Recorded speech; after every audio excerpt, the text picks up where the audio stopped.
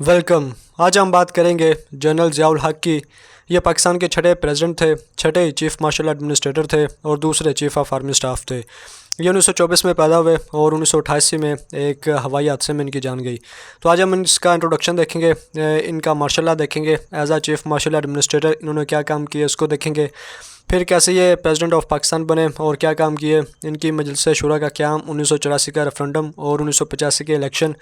इसके बाद इनकी फ़ॉरेन पॉलिसी, इनकी इकनॉमिक रिफॉर्म्स और सबसे अहम चीज़ इनकी इस्लामाइजेशन, जिसकी वजह से ज़िया उल हक जाने भी जाते हैं, क्रिटिसाइज़ भी किया जाता है और इन्हें इसी काम की वजह से अप्रिशिएट भी किया जाता है। तो इस चीज़ को हम देखेंगे कि वो कौन सी रिफॉर्म्स थी। तो आज हम ये सारी चीज़ें देखेंगे। पिक्चर में आप देख सकते हैं ये जनरल ज़िया उल हक हैं, ठीक है, और इनके सामने जुल्फ़िकार अली भुट्टो हैं। तो जब भुट्टो ने ज़िया उल हक को आर्मी चीफ़ बनाया तो तकरीबन 5 सीनियर जो ऑफिसर्स थे उनको छोड़ के ज़िया उल हक को बनाया।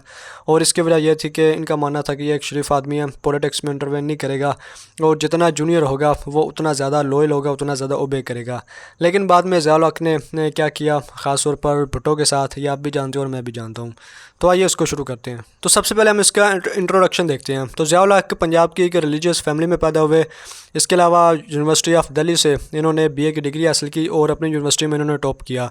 5 जुलाई 1977 को इन्होंने पाकिस्तान में मार्शल लॉ लगाया और इसके बाद ये छठे पाकिस्तान के सदर बने, प्रेसिडेंट बने। ये वर्ल्ड वार 2 में भी इन्होंने फ़ाइट किया। इसके अलावा 65 की जंग में इन्होंने फ़ाइट किया। इसके अलावा जर्दन में एक मिलिट्री ट्रेनिंग मिशन इन्होंने सक्सेसफुली उसे पूरा किया। जर्दन में जो किंग था, किंग हुसैन, उस टाइम उसके ख़िलाफ़ एक पॉपुलर इंसर्जेंसी हुई थी, उसके ख़िलाफ़ रिबेल्स हुए थे। तो उनके ख़िलाफ़ जो मकामी आर्मी थी उनको ट्रेन करने के लिए एक मिशन पाकिस्तान की तरफ से गया जिसको लीड कर रहे थे जनरल ज़िया उल हक। तो बेसिकली ये काफ़ी सक्सेसफुल था। ये तकरीबन 1970 में कंप्लीट हुआ था। इसके बाद भुट्टो ने इनको आर्मी चीफ बनाया। इसके अलावा सोवियत अफगान वार, यहाँ से जनरल ज़िया उल हक का रोल वर्ल्ड में प्रोमिनेंट होता है, पूरी दुनिया में ये सामने आते हैं, वर्ल्ड फेमस होते हैं कि जिस तरह ये मुजाहिदीन को पाकिस्तान में सपोर्ट करते हैं और उसके बाद एक प्रॉक्सी वार के ज़रिए अफ़गानिस्तान में अमेरिका फ़ाइट करता है सोवियत यूनियन के ख़िलाफ़। इसके अलावा सबसे अहम काम इस्लामाइजेशन है कि जनरल ज़िया उल हक ने पाकिस्तान को इस्लामी निज़ाम नाफिज करने की कोशिश की, पाकिस्तान को इस्लामाइज़ करने की कोशिश की। जनरल ज़िया उल हक का ये मानना था कि चूँकि पाकिस्तान इस्लाम के नाम पर बना है, लिहाजा पाकिस्तान में इस्लामी निज़ाम नाफिज होना चाहिए, जिसकी वजह से इन्होंने बहुत सारी इस्लामी दफ़ात पाकिस्तान में नाफिज की। इसको हम आगे देखेंगे। इसके बाद मार्शल लॉ लगाने के बाद और 1984 से पहले ये अनइलेक्टेड लीडर थे पाकिस्तान के, इनको इलेक्ट नहीं किया गया था।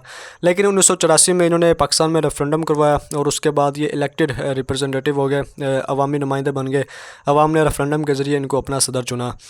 इसके बाद इनके दौर का सबसे अहम काम 8th अमेंडमेंट था कि जिसमें ज़िया उल हक ने एक अमेंडमेंट पास करवाई जिसके तहत सदर को ये पावर दी गई कि वो जब चाहे जहाँ चाहे नेशनल असम्बली को डिसॉल्व कर सकता है, प्राइम मिनिस्टर की कैबिनेट को ख़त्म कर सकता है। तो सबसे पहले इसका इस्तेमाल भी ज़िया उल हक ने किया कि जिसमें उसने जुनेजो की गवर्नमेंट को ख़त्म किया। इसके बाद भी बाकी सदारत जो सदर आए उन्होंने इस अमेंडमेंट का इस्तेमाल किया, इस पावर का इस्तेमाल किया। इसके अलावा इनके दौर का सबसे अहम इवेंट जनवा कोड था। इसके अलावा उजनी कैम्प डिज़ास्टर था। जनवा कोड आप जानते हैं कि जब सोवियत यूनियन अफ़गानिस्तान से निकल रहे थे तो उस वक़्त ये पाकिस्तान और अफ़गानिस्तान, रशिया और अमेरिका में साइन किया गया। इसके अलावा उजनी कैम्प डिज़ास्टर ये एक हादसा था पाकिस्तान में कि ये बेसिकली इस्लामाबाद और रावलपिंडी के दरमियान का इलाका है कि जिसमें एक आतशी हादसा हुआ था और ऑटोमेटिकली जो स्मॉल रॉकेट्स थे वो चलना शुरू हो गए और पूरे मुल्क में एक खौफ की फ़िज़ा पैदा हो गई थी। इसके बाद ज़िया उल हक ने डिसमिस कर दिया जुनेजो गवर्नमेंट को। बेसिकली यही वो दो इंपॉर्टेंट इवेंट्स थे जिनमें जनवा कोड आता है और उजनी कैम्प डिज़ास्टर आता है। इसमें डिफरेंस ऑफ ओपिनियन था ज़िया उल हक का और जुनेजो का। तो ये डिफरेंस होने की वजह से ज़िया उल हक ने जुनेजो की गवर्नमेंट को डिसॉल्व किया और इसी क्लास का इस्तेमाल करते हुए 8th अमेंडमेंट का कि जिसमें प्रेसिडेंट के पास पावर थी कि वो नेशनल असम्बली डिसॉल्व कर सकता है और नए इंतखाबात का ऐलान किया गया। लेकिन नए इंतखाबात होने से पहले 17 अगस्त 1988 को एक हवाई हादसा हुआ जिसमें जनरल ज़िया उल हक 31 दूसरे अफराद के साथ, जिसमें अमेरिका के पाकिस्तान में एम्बेसडर भी थे, वो सारे के सारे चल बसे। ठीक है, तो ये इसका इंट्रोडक्शन था। तो आइए इसको आगे देखते हैं। इसके बाद हम देखते हैं मार्शल लॉ कि कैसे ज़िया उल हक ने मार्शल लॉ लगाया। तो पहले इसका बैकग्राउंड देख लें कि 1 मार्च 1976 को भुट्टो ने इसको चीफ ऑफ आर्मी स्टाफ बनाया। मैं आपको बता चुका हूँ कि तकरीबन 5 सीनियर ऑफिसर को छोड़ के भुट्टो ने इसको चीफ ऑफ आर्मी स्टाफ बनाया था और इसके पीछे इसकी मोटिव ये थी कि भुट्टो का मानना था कि ज़िया एक शरीफ आदमी है और ये मोस्ट जूनियर है, लिहाजा ये जूनियर है, ये लॉयल रहेगा, पॉलिटिक्स में कम से कम इंटरवेन करेगा और ये कल को मसला पैदा नहीं करेगा। लेकिन आप जानते हैं कि बाद में बिल्कुल इसका उल्ट हुआ इसके अलावा भुट्टो एक अवामी नुमाइंदा था, काफ़ी मशहूर भी था पाकिस्तान में, अवामी सपोर्ट भी थी। लेकिन इसका फ़ाल हुआ कैसे कि नेशनल अवामी पार्टी जो बलूचिस्तान की पार्टी थी, वली खान इसे लीड कर रहे थे, तो इसके दरमियान इख्तलाफात शुरू हो गए जो इसकी अनपॉपुलरिटी का बायस बने। इसके बाद सबसे इम्पोर्टेंट इवेंट, अहमद रज़ा कसूरीज़ फादर डेथ।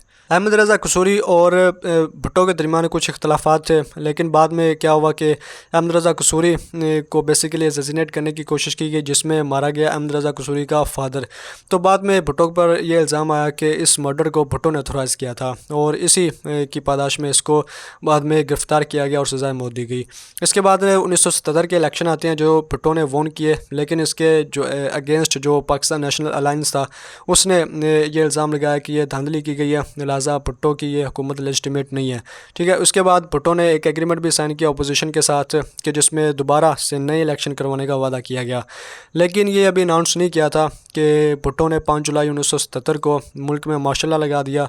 और जब भुट्टो ने मार्शल लॉ लगाया तो इस बात का वादा किया कि वो 90 दिन के अंदर अंदर दोबारा इलेक्शन करवाएगा। ठीक है, तो ये वादा लेके बेसिकली जनरल ज़ियाउल हक मुल्क में मार्शल लॉ लगाया कि वो 90 दिन के अंदर इलेक्शन करवाएगा। लेकिन आप जानते हैं कि बाद में उसने 1985 से पहले मुल्क में कोई इलेक्शन नहीं करवाए, और जो करवाए भी वो भी नॉन पार्टी बेसिस पर थे। इसके अलावा अमेरिका ख़ास तौर पर जो रीगन एडमिनिस्ट्रेशन थी, ठीक है, रोनाल्ड रीगन की, वो ज़िया के बहुत ज़्यादा हामी थी। ख़ास तौर पर अमेरिका भी इस मार्शल लॉ के हक़ में था, क्योंकि भुट्टो चूँकि एक सोशलिस्ट था, उसकी पॉलिसी सोशलिज़म की तरफ ज़्यादा थी। इसके अलावा वो रशिया के साथ काफ़ी ज़्यादा अच्छे तल्लुकात चाहता था जो अमेरिका को पसंद नहीं थे। लिहाजा ये भी कहा जाता है कि भुट्टो के फ़ाल में अमेरिका का बहुत हाथ है। लिहाजा जब ज़िया ने मार्शल लॉ लगाया तो अमेरिका ने इसको बहुत ज़्यादा सपोर्ट किया, और पाकिस्तान को front line ally against communism कहा गया कि पाकिस्तान फ्रंट लाइन है कि कम्युनिज़म के थ्रेट को रोकने के लिए।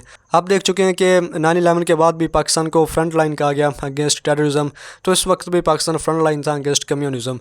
तो जब भी अमेरिका के इंटरेस्ट में होता है वो पाकिस्तान को यूज़ करता है, लेकिन जब भी अमेरिका के इंटरेस्ट में पाकिस्तान ना हो तो वो पाकिस्तान की तरफ देखता भी नहीं है। तो ये चीज़ ज़हन में रखिए। इसके अलावा ये मैं बात बता चुका हूँ कि अमेरिका पर CIA पर यह इल्ज़ाम लगाया गया कि वो भुट्टो को उन्होंने एग्जीक्यूट किया बेसिकली, और इसके पीछे मोटिव्स भी वही सोशलिज्म कैपिटलिज्म की थी। इसके अलावा ये बात भी हो चुकी है कि जब इसने मार्शल लॉ लगाया तो 90 दिन का वादा किया, लेकिन जब 90 दिन यानी कि 3 महीने पूरे हुए जो कि अक्टूबर 1977 में होने थे, तो इसने अनाउंस किया कि अब पॉलिटिशियंस की अकाउंटेबिलिटी शुरू होगी। ठीक है, तो पहले अकाउंटेबिलिटी होगी, उसके बाद इलेक्शन होंगे। तो इस तरह ये अपने वादे के ख़िलाफ़ हुआ कि इसने कहा कि पहले पॉलिटिशियंस की अकाउंटेबिलिटी होगी, जो बुरे पॉलिटिशियंस हैं उनको निकाला जाएगा, अच्छे पॉलिटिशियंस को लाया जाएगा, और उसके बाद मुल्क में इलेक्शन करवाए जाएंगे। इसके बाद एज आ चीफ मार्शल एडमिनिस्ट्रेटर इन्होंने क्या काम किया इसको देखते हैं। तो ये एज आ CMLA 16 सितंबर 1978 तक रहे। ठीक है, इसके बाद ये प्रेसिडेंट बन गए थे। तो नुसरत भुट्टो जो जुल्फ़िकार अली भुट्टो की बेगम थी, उन्होंने सुप्रीम कोर्ट में केस भी किया कि जिसमें इन्होंने जनरल ज़ियाउल हक के मार्शल लॉ को चैलेंज किया। ठीक है, तो इसके जवाब में सुप्रीम कोर्ट ने मार्शल लॉ के हक़ में फ़ैसला दिया कि ये as a doctrine of necessity के तहत, डॉक्ट्राइन ऑफ नेसेसिटी ये आप अलग से सर्च कीजिए कि ये क्या होता है। तो बहरहाल सुप्रीम कोर्ट ने मार्शल लॉ के हक़ में फ़ैसला दिया कि वो बिल्कुल ठीक था, एक वक्त की ज़रूरत थी। ठीक है, तो इसके बाद भुट्टो का ट्रायल हुआ। भुट्टो को चूँकि मैं आपको पहले बता चुका हूँ अहमद रज़ा कसूरी के वालिद के कत्ल के केस में पकड़ा गया, और इस सिलसिले में इनका ट्रायल किया गया जो तकरीबन 5 माह तक रहा। और इसके आखिर में क्या हुआ कि 18 मार्च 1978 को भुट्टो को बिलाखिर मौत की सज़ा दी गई। इसके अलावा एज आ चीफ मार्शल एडमिनिस्ट्रेटर ज़ियाउल हक ने फजल इलाही जो उस वक्त प्रेसिडेंट थे उनको ये प्रेस किया, उन पर यह प्रेशर डाला कि वो शेख अनवारुल हक को सुप्रीम कोर्ट का चीफ जस्टिस लगाएं। ठीक है, और जो पहले से हैं चीफ जस्टिस याकूब अली उनको वो रिमूव करें।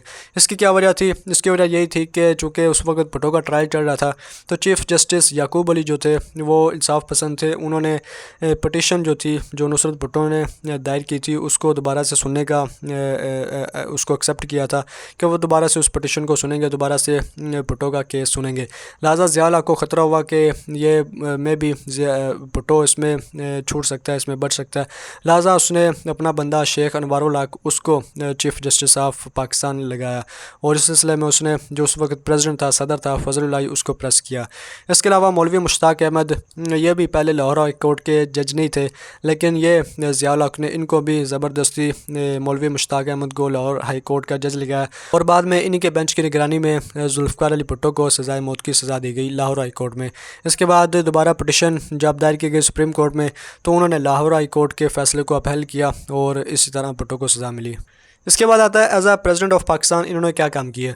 तो ज़िया सदर कब बने 16 सितंबर 1978 को, जब फजल इलाही ने रिज़ाइन किया। ये भुट्टो दौर में प्रेसिडेंट थे, तो जब इन्होंने रिज़ाइन किया तो ये सदर बने और तकरीबन 6 साल तक रहे। ठीक है, तो इस वक्त ये बेसिकली अनइलेक्टेड थे, इनको इलेक्ट नहीं किया गया था। ये इनके रिज़ाइन करने के बाद ये खुद ही सदर बन गए और 1978 से 1984 तक ये ऐसे ही रहे और उसके बाद 1984 में इन्होंने एक रेफरेंडम करवाया जिसके तहत ये इलेक्टेड प्रेसिडेंट बने।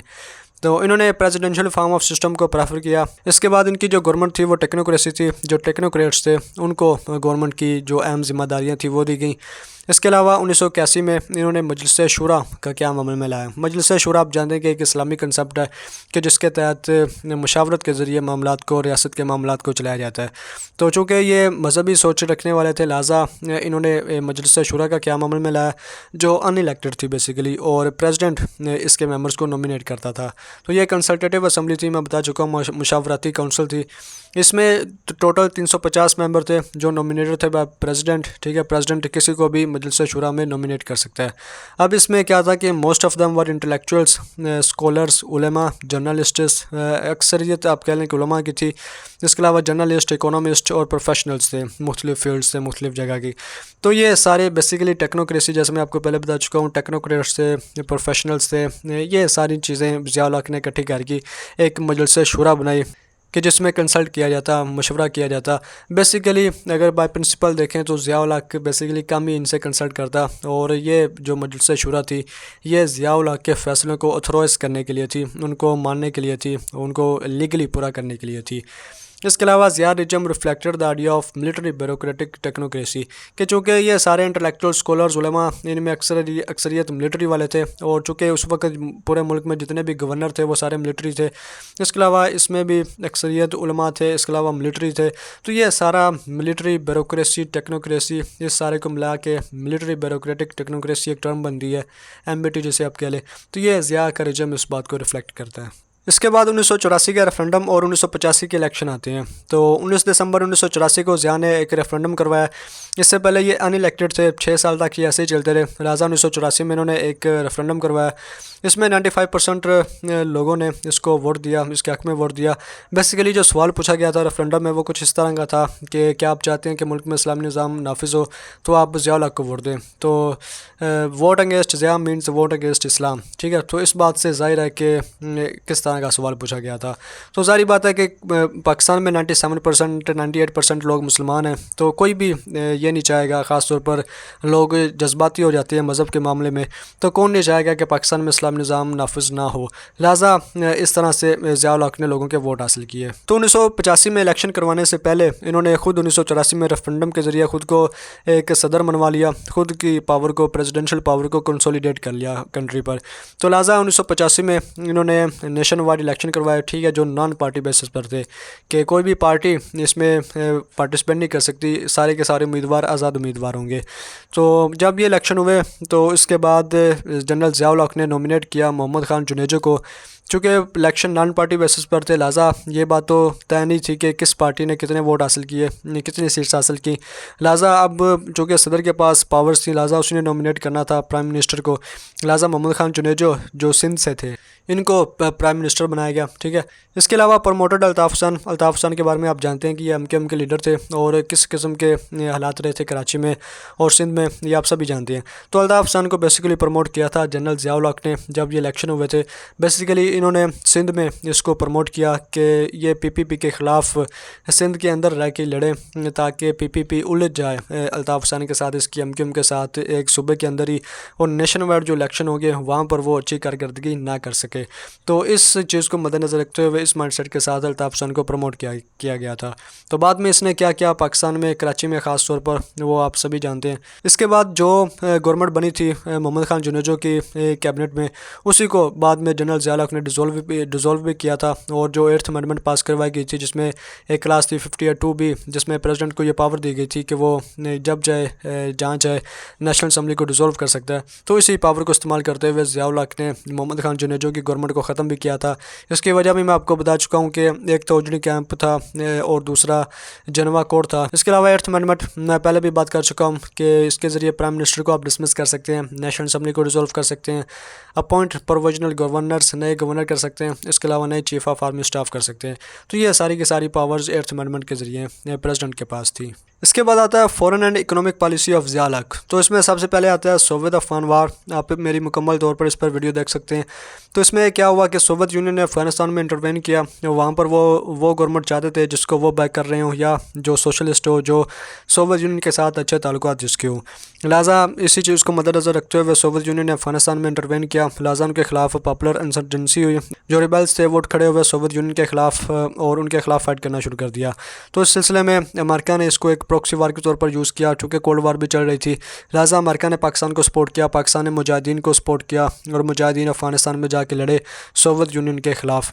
तो इसमें ज़िया की थिंकिंग क्या थी, ज़िया क्यों सोवियत अफगान वार में इन्वॉल्व हुआ? तो ज़िया की और आप ये भी कह लें पाकिस्तान की भी यही सोच थी कि अगर आज सोवियत यूनियन अफगानिस्तान में आ सकता है, वहाँ पर वो अपना इन्फ्लुएंस कायम कर सकता है, तो कल को वो पाकिस्तान में भी आ सकता है या ख़ास तौर पर बलूचिस्तान में आ सकता है। और बलूचिस्तान में आने की बड़ी वजह गवादर पोर्ट है, गर्म समंदर हैं कि जहाँ से वो पूरी दुनिया में तजारत कर सकता है, ऑयल ट्रेड को कंट्रोल कर सकता है, ये सारी चीज़ें कर सकता है। लिहाजा पाकिस्तान की सोवरेनिटी को बचाने के लिए, पाकिस्तान को बचाने के लिए ज़िया उल हक ने सोवियत अफगान वार में पाकिस्तान को इन्वॉल्व किया। तो पाकिस्तान सोवियत अफगान वार में किस तरह से इन्वॉल्व हुआ, उसको नाम दिया गया ऑपरेशन साइक्लोन, कि जिसके तहत अमेरिका CIA के थ्रू पाकिस्तान को इकोनॉमिकली, मिलिटरीली और दूसरी तरह से इमदाद देता, एड देता, और जिसको मुजाहिदीन पर ख़र्च किया जाता। और बाद में वो मुजाहिदीन ट्रेन करके जो पूरी दुनिया से वॉलंटरीली आते थे उनको अफ़गानिस्तान में भेजा जाता, जहाँ वो सोवियत यूनियन के ख़िलाफ़ फ़ाइट करते।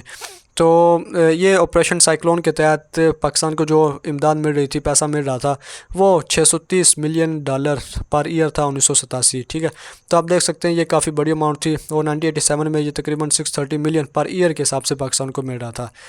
तो इसके अलावा जनरल ज़िया उल हक ने अमेरिका के साथ अच्छे ताल्लुकात रखे। ज़ाहिर बात है चूँकि सोवियत अफगान वार चल रही थी, तकरीबन 1 डिकेड तक ये चली, तो इसमें पाकिस्तान को बहुत ज़्यादा पैसा मिला, बहुत ज़्यादा एड दी गई अमेरिका की तरफ से। लिहाजा अमेरिका के साथ तो ताल्लुकात अच्छे ही थे, लेकिन USSR के साथ अच्छे नहीं थे। इसकी सबसे बड़ी वजह तो वही सोवियत अफगान वार।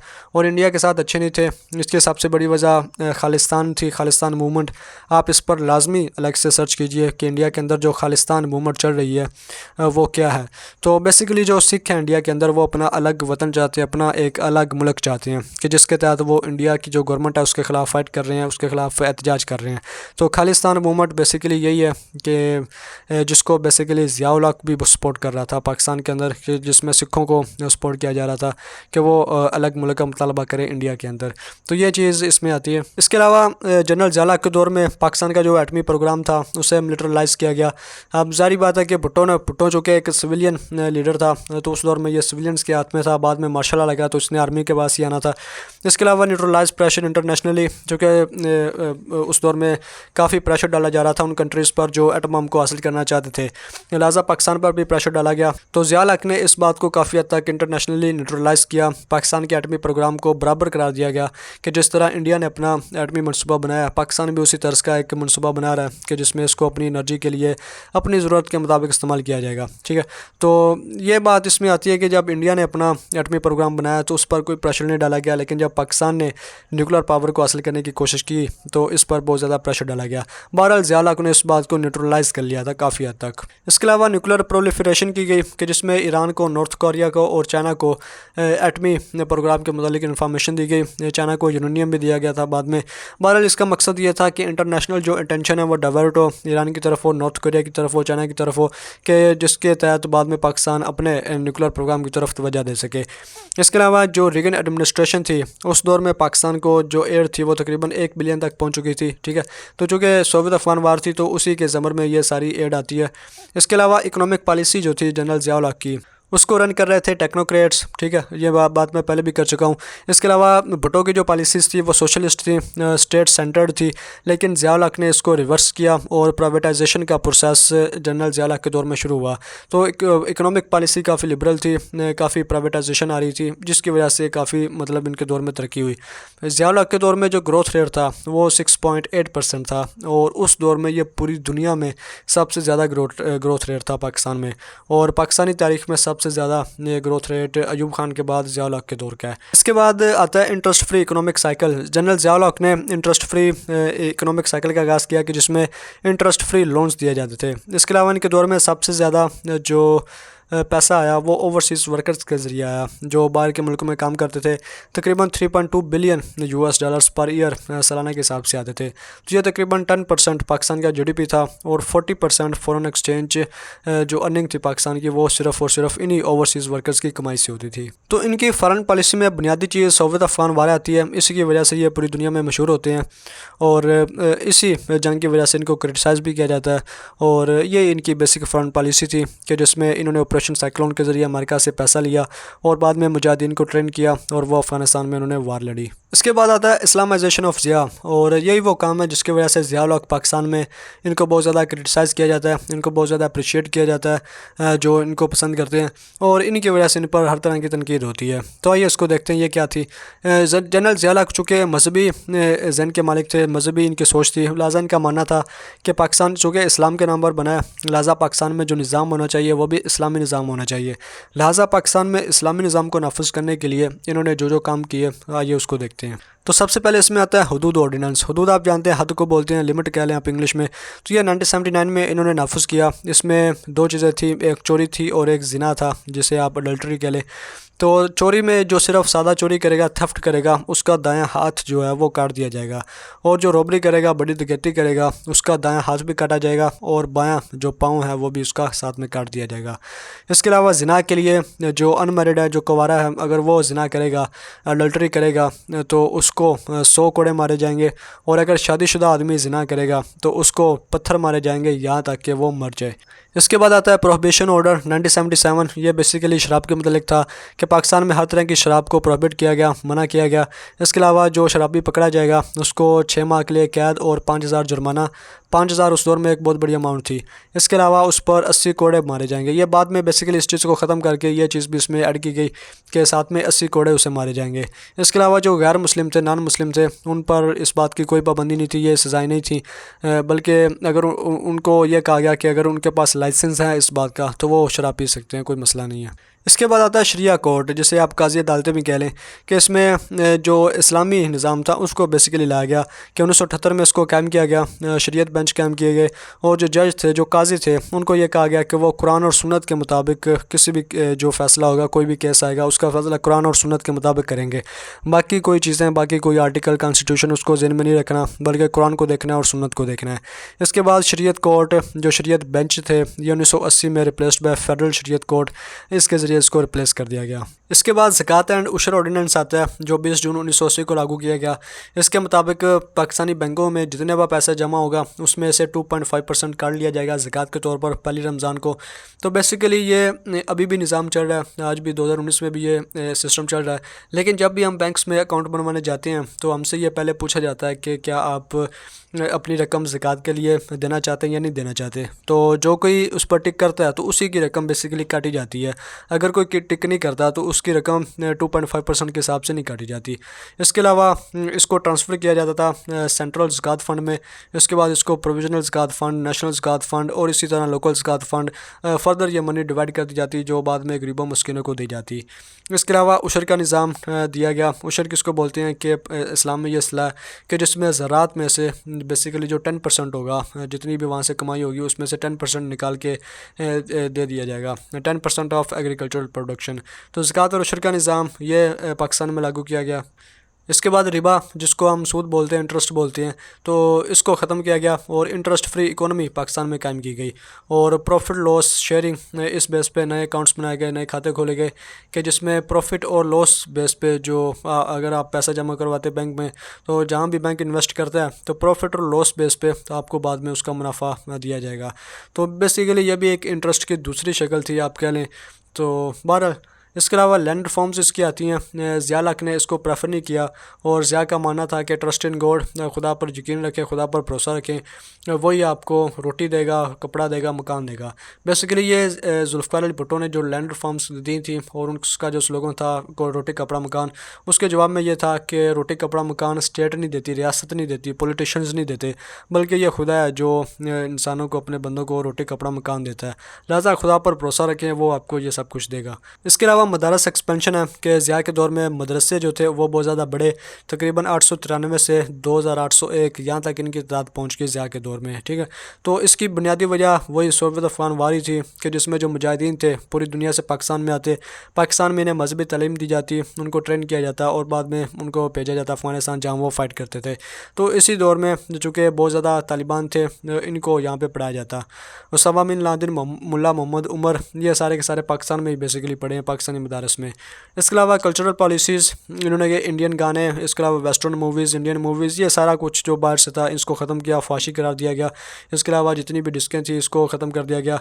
तो बेसिकली जो वेस्टर्न कल्चर था, इंडियन कल्चर था, उसको मूवीज़ की शक्ल में या मीडिया के ज़रिए, फ़िल्मों के ज़रिए इसको ख़त्म किया गया और पाकिस्तानी जो पैट्रियोटिक सॉन्ग्स थे, पाकिस्तानी जो कल्चर था उसको वो लेके आ गया, उसको ऊपर आ गया।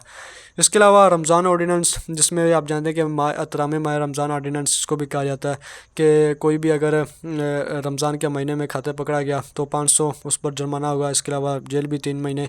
इसके अलावा सरकारी इदारों में नमाज ज़ोर का एहतमाम करवाया गया कि तमाम सरकारी इदारों में ज़ोर की नमाज़ अदा की जाएगी। इसके अलावा औरतों पर काफ़ी सख्ती थी, चादर और चार दीवारी का कंसेप्ट अमल में लाया गया। औरतों पर जो बुर्का था वो लाजम करार दिया गया, औरत के लिए बाहर नहीं निकल सकती। दूसरे लफ्ज़ों में औरतों पर काफ़ी पाबंदियाँ थी, आप कह लें। तो ये थी इसकी कुछ इस्लामाइजेशन ऑफ ज़िया। इसी की वजह से जो ज़िया को चाहने वाले हैं वो इसको सपोर्ट करते हैं कि इन्होंने ट्रू स्पिरिट में इस्लामी निज़ाम पाकिस्तान में नाफिज़ किया। जो ज़िया के ख़िलाफ़ हैं वो, उनका ये कहना है कि ज़िया पाकिस्तान को दोबारा पत्थरों के दौर में ले गया, बहुत वक्त से बहुत पीछे ले गया। तो ये अब आप पर डिपेंड करता है कि आप क्या समझते हैं इनके बारे में। इसके बाद आता है डेथ के कैसे इनकी मौत हुई। तो बेसिकली ये बहावलपुर में एक टैंक डिमॉन्स्ट्रेशन देख रहे थे, इनके साथ अमेरिकन एम्बेसडर जो पाकिस्तान में थे वो भी थे। इसके अलावा दूसरे भी हाई प्रोफाइल जो डेजिग्नेशन थे वो सारी की सारी इनके साथ थी। तो बहावलपुर में ये टैंक डिमॉन्स्ट्रेशन देख रहे थे और बाद में ये देखने के बाद ये जहाज़ में बैठे और इस्लामाबाद एयरपोर्ट इन्हें पहुँचना था। लेकिन क्या हुआ कि रास्ते में वो एयरप्लेन क्रैश हुआ और ज़मीन से टकराया और वो मतलब वो उसमें से कोई भी नहीं बचा। तो 17 अगस्त 1988 को बेसिकली ये एयरप्लेन क्रैश हुआ था, जिसमें ज़िया के साथ 31 दूसरे अफराद भी मारे गए। इसमें ISI के सीनियर थे, अमेरिकन एम्बेसडर था, इसके अलावा प्रोमिनेंट जो पाकिस्तानी मिलिट्री ऑफिशियल्स थे वो सारे के सारे इसी में थे। तो इस सिलसिले में बहुत सारी कंस्पिरेसी थ्योरीज भी दी जाती हैं कि जिसमें अहम तो यही है कि ज़िया की मौत के पीछे अमेरिका का हाथ था। इसके अलावा इसराइल पर इल्ज़ाम लगाया जाता है, इंडिया पर बहुत ज़्यादा इल्ज़ाम लगाया जाता है। इसके अलावा ये भी कहा जाता है कि ज़िया को लाया ही अपने मकसद के लिए गया था भुट्टो के बाद। जब ज़िया का काम ख़त्म हुआ, सोवियत अफगान वार ख़त्म हुई, लिहाजा ज़िया को भी अब मर जाना था, उसको भी अब चले जाना था। लिहाजा इस सिलसिले में बहुत सारी कंस्पिरेसी थ्योरीज़ हैं, आप देख सकते हैं।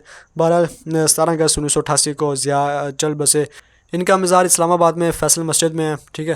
तो ये था ओवरऑल जनरल ज़िया उल हक। उम्मीद करता हूँ आपको किसी हद तक इसके बारे में पता चला होगा। वीडियो देखने का शुक्रिया।